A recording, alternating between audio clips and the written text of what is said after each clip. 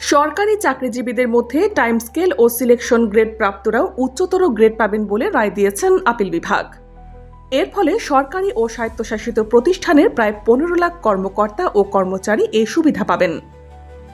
30 April সকালে ভারপ্রাপ্ত প্রধান বিচারপতি মোহাম্মদ আশরাফুল ইসলামের নেতৃত্বাধীন আপিল বিভাগ এ রায় দেন।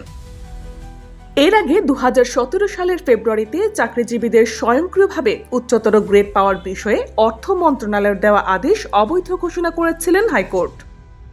সংক্ষুব্ধ চাকরিজীবীদের এই আদেশ সংক্রান্ত এক রিট আবেদনের পরিপ্রেক্ষিতেই হাইকোর্ট এ রায় দিয়েছিলেন। পরিপত্রে আরও উল্লেখ করা হয়, সরকারি কর্মচারীদের প্রদত্ত এসব আর্থিক সুবিধা কোনো ক্রমেই 2015 সালের 15 ডিসেম্বরের আগে দেয়া হবে না।